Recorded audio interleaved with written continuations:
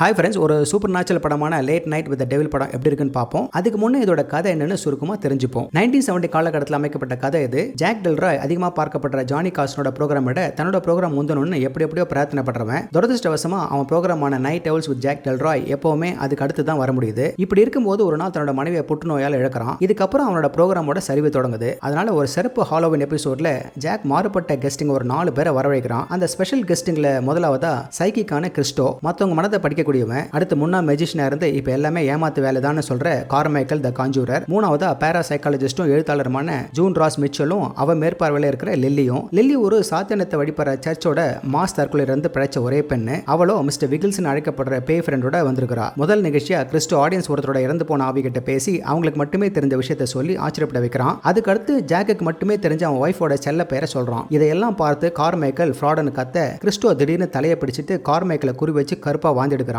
இதெல்லாம் பார்த்து rating எகிரிடுச்சு. Live ப்ரோக்ராமா இருக்கிறதால ஜாக் இதுக்கு மேல போக வேண்டாம்னு தடுத்தாலும் லில்லி கிட்ட மிஸ்டர் விகில்ஸ் பைய வர வைக்க சொல்லி கேட்டுக்கிறான். லில்லியும் வர வைக்கிறா. இது ஒரு நல்ல யோசனையா அநேகமா இல்லைன்னு தான் இந்த படத்தோட மீதி கதை சொல்லுது. முதல்ல ஏதோ டாக்குமெண்ட்ரி ஃபிலிம் மாதிரி ஆரம்பிச்சு கொஞ்சமா ஏதோ வினோதமான ஒண்ணு உங்களுக்குள்ள இறங்குற மாதிரி உணர்வீங்க. இது 70களில் வெளிவந்த அமெரிக்க டாக் ஷோ அப்படியே கண்ணு முன்ன கொண்டு வந்திருக்காங்க. ப்ரோக்ராம் லைவா போகும்போது கலரும் ப்ரோக்ராம் பிரேக் அப்ப பிளாக் அண்ட் ஒயிட்டுமா ஆடியன்ஸுக்கு ஈஸியா இருக்கிறதுக்கு ட்ரை பண்ணிருக்காங்க. இது ஹாரர் காமெடினால பயமுறுத்துற சம்பவங்களையும் மெதுவா அங்கங்க ஏத்தி நம்மள கடைசி வரை பார்க்க வச்சிருக்காங்க. ஜாக் டெல்ராயா வரும் மற்ற எல்லா கேரக்டர்களுமே நீட்டா நடிச்சிருக்காங்க. லில்லியா வர அந்த பேய் பிடிச்ச பொண்ணு கேமராவை நேரா பார்க்கும்போது நிச்சயமா சீட்ல நிலவிங்க. 70களில் கதை நடக்கிற மாதிரி இருக்கிறதுனாலயோ என்னவோ சிஜி எல்லாம் அந்த காலத்து ஸ்டைல தான் இருக்கும். இதுதான் கொஞ்சம் நெருடலா இருக்கும். இதை ஏக்கி இருக்கிற கெயின் பிரதர்ஸ் 70களில் வர டாக் ஷோவை பின்னணியா வச்சு ஒரு ஸ்மார்ட்டான படத்தை கொடுத்துருக்கிறது இந்த ஹாரர் ஜானர் வரிசையில தனியா கவனிக்கப்படுறதுல சந்தேகமே இல்லை. இது தமிழ்ல இருந்தா இதோட காமெடியை இன்னும் ரசிச்சிருக்க முடியும். ஆனா இப்போதைக்கு இங்கிலீஷ் தான். மொழி தெரியாம பார்த்தாலும் ஏதோ ஒன்று பண்ணும் இந்த படம். அதனால நீங்க பார்க்கலாம் தைரியமா. ஓகே ஃப்ரெண்ட்ஸ், இதே போல இன்னொரு சுவாரஸ்யமான பட விமர்சனத்தோட சந்திக்கிறேன். இந்த விமர்சனம் உங்களுக்கு பிடிச்சிருந்துச்சுன்னா உடனே லைக் பண்ணுங்க, ஷேர் பண்ணுங்க. நன்றி.